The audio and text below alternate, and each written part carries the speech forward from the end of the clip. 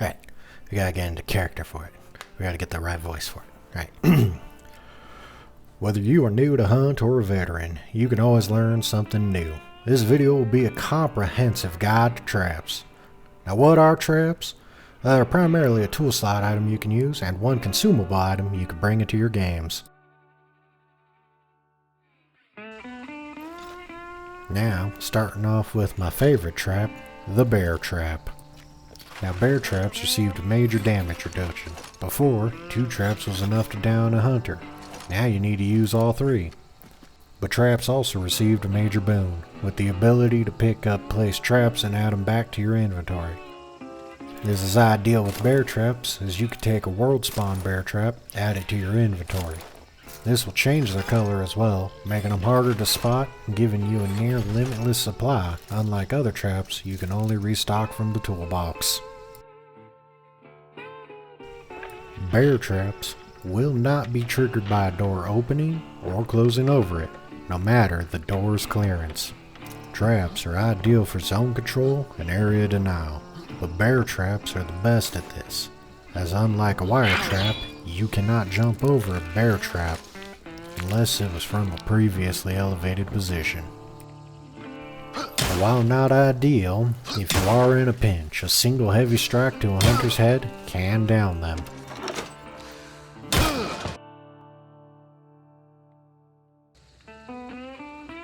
The first of 3 wire traps, the Conq wire trap, spits out barbed wire that causes bleeding and health damage so long as you are within it.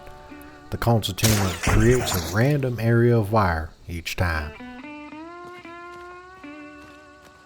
Breaking the wire can be tricky, as certain items cannot break the wire. Compact and medium ammo cannot break the wire, but long ammo can. Piercing damage, nor blunt damage can break the wires.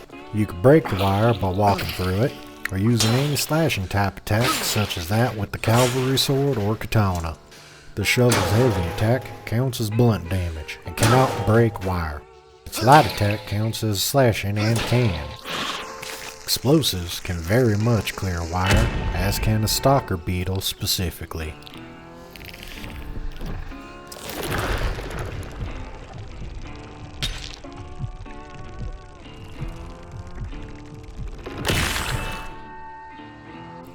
Traps cannot trigger red or yellow barrels when being set off, but they can break a green barrel. The second of the tripwire family is the poison tripwire. When triggered, this trap spits out a cloud of poison gas.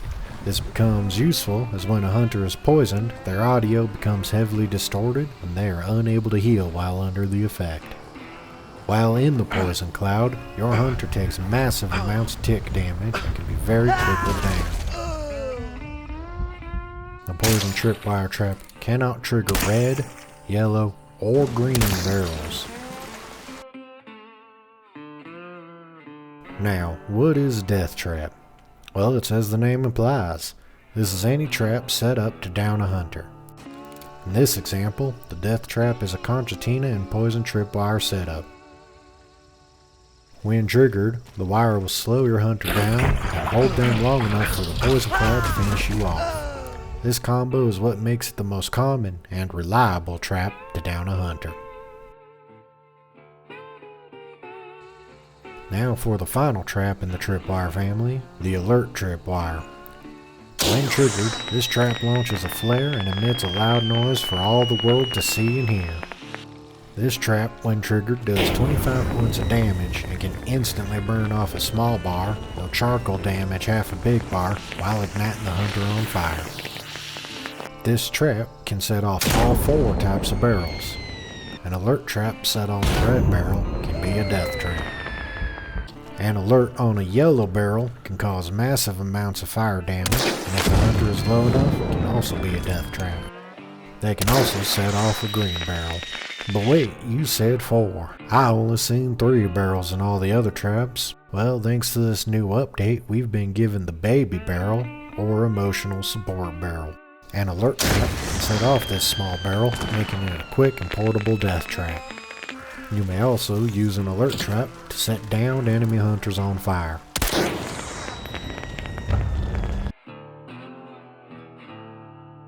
Now the final trap and only consumable slot trap is the Dark Dynamite Satchel.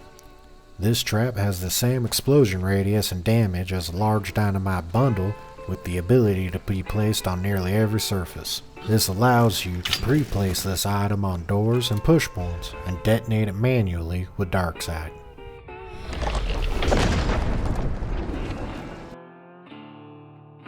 Thanks to an update with how explosives work with fire, you can now set off a dark satchel with an alert tripwire to create yourself your own claymore in 1896. Unlike bear traps, a swinging door will set off any tripwires that are on that door. This makes these common points for death traps for anyone who runs in blind. You can prevent this by pulling the door open by walking backwards as you interact with the door.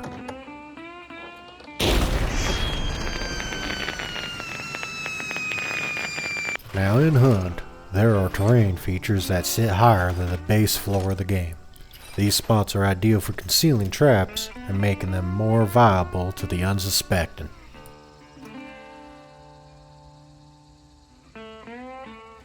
Another ideal location for traps are spots where movement is automatic, the tops of ladders, and any location you can vault like windows. These spots cause spaces where the hunter moves on their own accord without input, so you cannot avoid any traps. If you have a second, just before you get to the top of a ladder, take a peek, see if there's a trap waiting, so you can hop on down and find yourself an alternate route.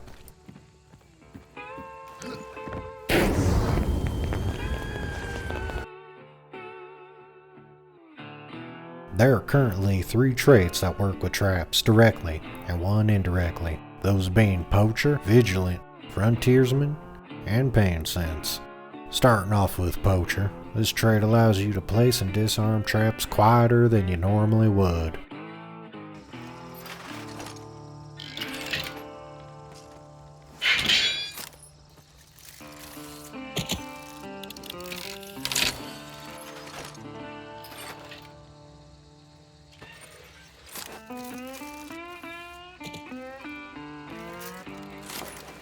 Next is Vigilant.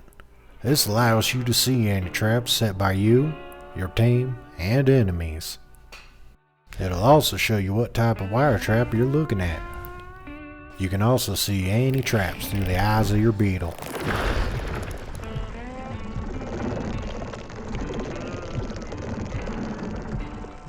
Third up is Frontiersman.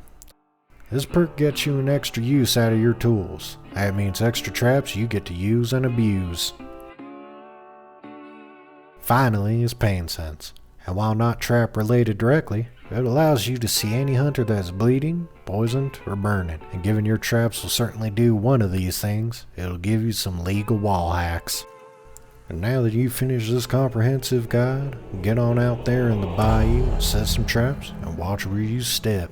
Till next time, thanks.